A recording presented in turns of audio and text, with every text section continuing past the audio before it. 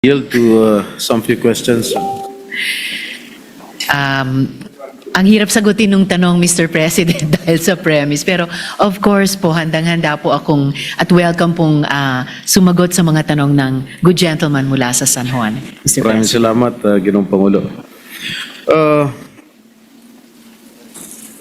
Has the Department of Health conducted needs assessment or epidemiological study showing that a standalone Philippine geriatric center is the most cost-effective intervention for elderly care, Mr. President?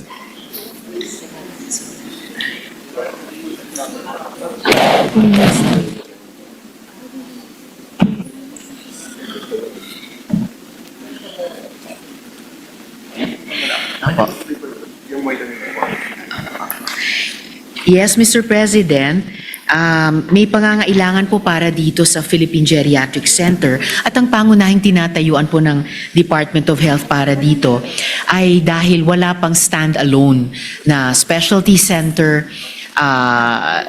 at regional centers kaugnay nito para sa ating Filipino geriatrics. Ang pangangailangang nakikita po ng Department of Health ay dahil the Philippines is aging rapidly. Ngunit yung ating health system ay nananatiling hindi pa daw handa.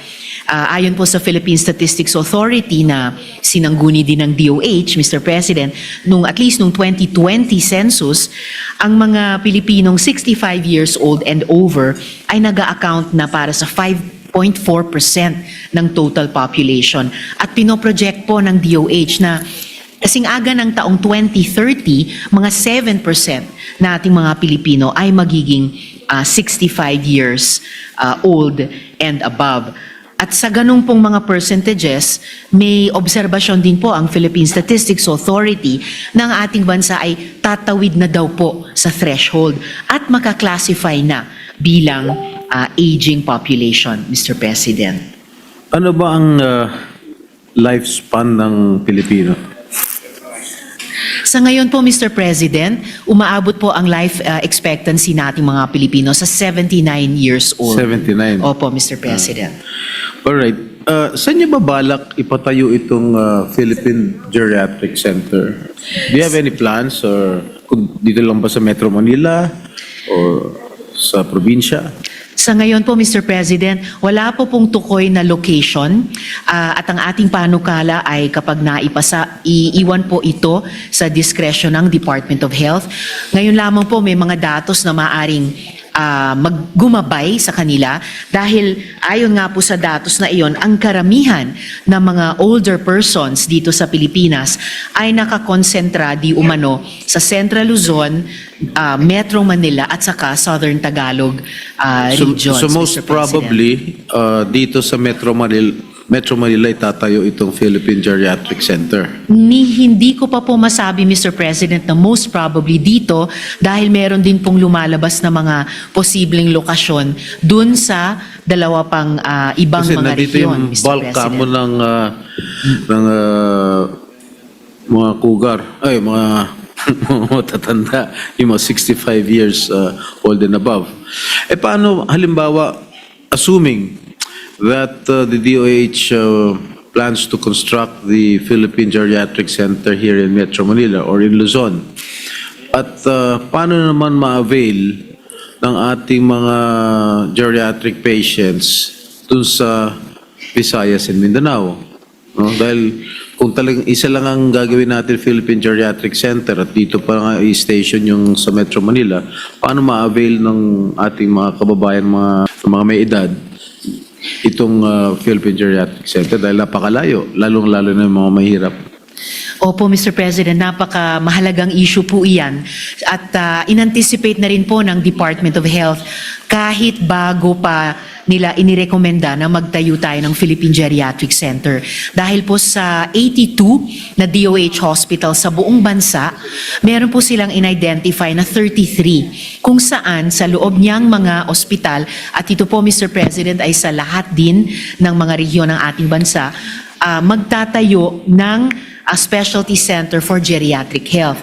And in fact po, sa 33 na identified na DOH hospitals na iyon, sa kasalukuyan ay may 7 ng kompleto at fully operational. 3 po, or 4? Hindi. Sa 7 yun, 4 po ay nandito na, 3 po ay nasa Luzon, 3 pa ay nasa Visayas at 1 ay nasa Mindanao na mga kompleto at fully functioning na mga specialty centers for geriatric health sa mga DOH hospitals. At yung natitira pa dun sa 33 total na DOH hospitals na magkakaroon nitong mga centers for geriatric care sa loob nila ay balak makumpleto din at maging fully functioning na ng DOH sa taong 2028. At bukod pa po doon, Mr. President, mayroon pong mga 2,000 higit na mga primary care facilities na mayroong ding kapasidad mag-extend ng geriatric care services muli po sa buong bansa po natin, Mr. President. Ibig sabihin, bago pa maitayo yung Philippine Geriatric Center sa loob ng ilang pang mga taon na susunod, ay nakatayo na at itatayo pa yung mga centers of geriatric care dun po sa primary care facilities at dun din po sa DOH hospitals sa buong bansa, Mr. President. Salamat, Ginoong Pangulo. Pwede ho malaman, Ginoong Pangulo, kung ano itong mga, para sa kalaman ng ating publiko, ano itong mga hospital na nabanggit nyo na nagka-cater na para sa mga geriatric patients?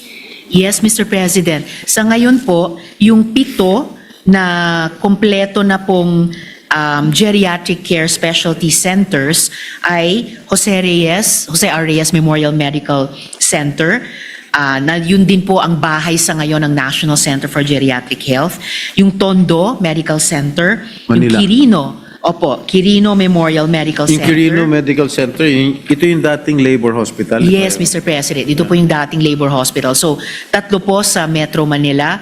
Yung isa po sa Kabuang Luzon ay yung Bataan General Hospital and Medical Center. At mayroon din po sa Batangas Medical Center. So 5 pala po sa Luzon. Yung una na nasa Visayas ay sa Eastern Visayas Medical Center at yung Where is this Eastern, where is this ito located po at? ay sa Saan sa Eastern Visayas? Yun po ay nasa Leyte, Mr. President. At yung pampito na kompleto na at fully functional ay sa Region 11 sa Davao, sa Southern Philippines Medical Center, Mr. President.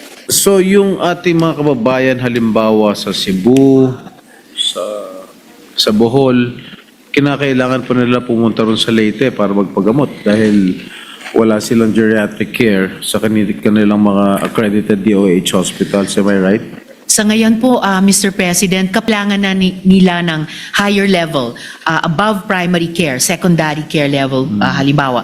Then pupunta pa sila sa Leyte. Pero dun po sa kabuuan ng Visayas, gayon din sa kabuuan ng Mindanao at kabuuan ng Luzon, itong 2,704 primary care facilities as of November nitong taon na functional na. At least may geriatric care na dun sa primary care level, Mr. President.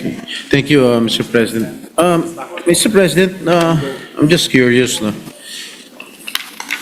Why are you so passionate about this bill since you're not yet hindi ka pa sakop dito sa geriatric? Dahil tinanong ko kanina sa inyo kung ilang taon na kayo. Sabi niyo 59 lang kayo. Opo. But why are you so passionate about this bill? Well, siguro Mr. President, bagamat magiging senior pa lang ako sa susunod na taon at hindi pa nga awa ng Diyos, knock on wood, wala pang geriatric health concerns.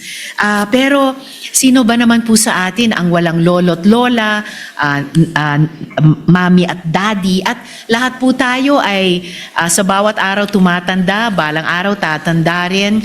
At nakikita po natin, tayo bilang mga mambabatas, nakikita po natin kung paano nag-evolve yung ating kabuang populasyon. So, kaya po ako passionate dito at mukhang hindi lamang ako dahil 13 po tayong mga miyembro nitong kapulungan na may akda nitong Philippine Geriatric Center bills, kabilang na po ang good gentleman mula sa San Juan, dahil gusto po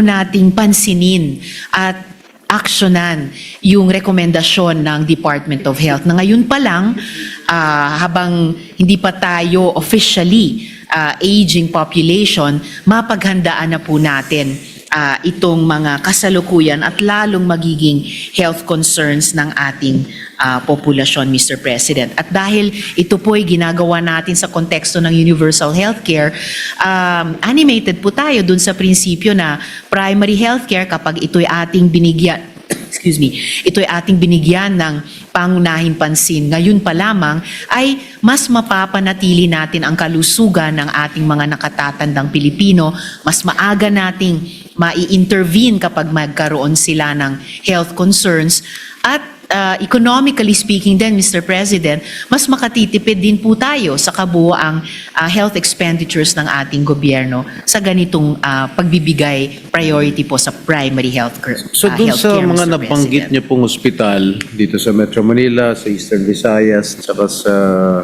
Mindanao, kumusta naman yung kanilang marami ba yung mga pasyente na nagpapatingin dun sa ating mga ospital?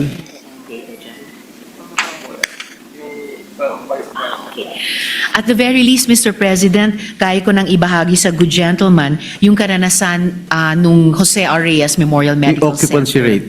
Yung Yes, sir. occupancy rate lang. Ang occupancy rate po nila, yung admitted cases po nila 2024, umabot po sa 2,994. Opo, marami-rami Sa din isang po. ospital lang to? Sa isang ospital lamang po ito, at sa isang ospital na very modest, 25-bed capacity po siya. At tuwing mag-exceed ng kanilang bed capacity ay nire-refer po yung mga pasyenteng iyon dun na po sa Jose R. Reyes.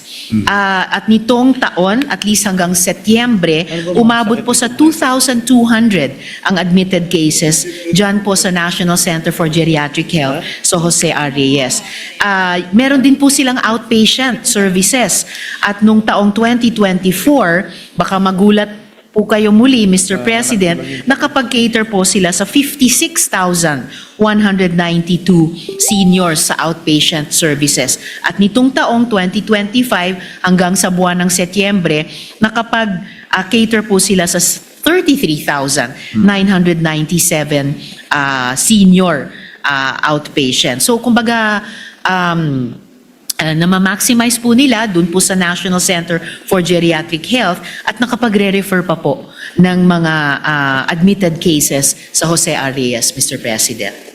Curiously speaking, Mr. President, anong klaseng mga sakit itong nadaranasan itong ating mga senior citizen? Marami-rami po, Mr. President. Batay din po sa ulat ng Jose R. Reyes sa kanilang National Center for Geriatric Health, ito po yung mga trending burdens of disease para sa Number one, seniors. yung number one disease lang. Well, number one na binabanggit po nila, hypertension. At sumusunod po, osteoarthritis, diabetes and cardiovascular, malignancy or cancer, visual impairment, balance and gait disorder, cognitive impairment, hearing Ano impairment. yun? What was the last one? The last po, hearing impairment. Hearing. Okay. Opo. Bingi. Ano po? Nabibingi na po. Hindi, opo. Timing po na, itanong ng good gentleman wala sa San Juan kung ano po yung nasabi ko. Mga kandidato yata ako dun. Gayon din po yung sleep disorder, urinary incontinence at dentition problem, Mr. So President. number one is hypertension. Number one pong binanggit, hypertension din. That is Mr. only for one President. hospital. Just for Jose R. Reyes po sa kanilang National Center for Geriatric Siguro that Health. follows sa ibang hospital, if I'm not mistaken. Posible po, Mr. President, at pwede ko pong i-check para maiulat po, Mr. President. Sa Meron ba tayong inalot na budget for the geriatric care to last year, for 2025? Actually, Mr. President, at salamat sa tanong ng good gentleman, wala po tayong Wala? na appropriate, particularly for geriatric health nung nakaraang So, taon, Mr. wala ba President. tayong in-amend for next year's budget?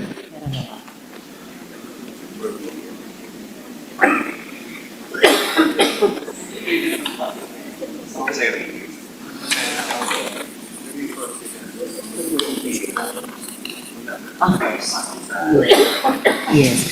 Of course, Mr. President, dahil tinatalakay pa lang naman natin, excuse me, yung tungkol sa Philippine Geriatric Center. Of course, wala pa pong proposed item para dyan. Sa ngayon po, for geriatric services in general, ang meron po ay dun po sa Jose R. Reyes, particular sa National Center for Geriatric. So hindi natin nadagdagan ng pondo yung J. Reyes Hospital. Hindi pa po natin nadagdagan. Pwede Mr. pa pahabol, President. nagbabaykan pa sila.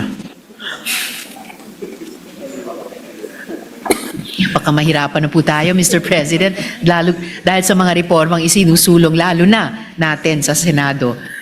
All right. Excuse me, sa budget process, Mr. Thank you, Mr. President. With regard to the scope and the mandate and the functions of the Philippine Geriatric Center, the bill assigns the PGC or the Geriatric Center functions ranging from hospital care to research, training, and consultancy and policy support.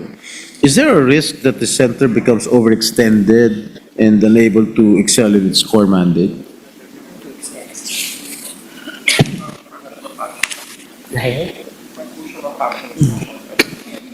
Wala naman pong pinangangambahan, Mr. President, na risk of overextension ng Philippine Geriatric Center dahil yung pinaka, in a way, highest functions na gusto nating ma-fulfill ng ating kabuang universal healthcare system para sa mga geriatrics ay dun nga po mahahouse sa PGC and may complementarity dun po sa ibang mga DOH hospitals at sa mga primary care facilities na mag-extend din ng appropriate geriatric care services at their levels, Mr. President. Is there such a doctor, yung geriatric doctor? Meron ba?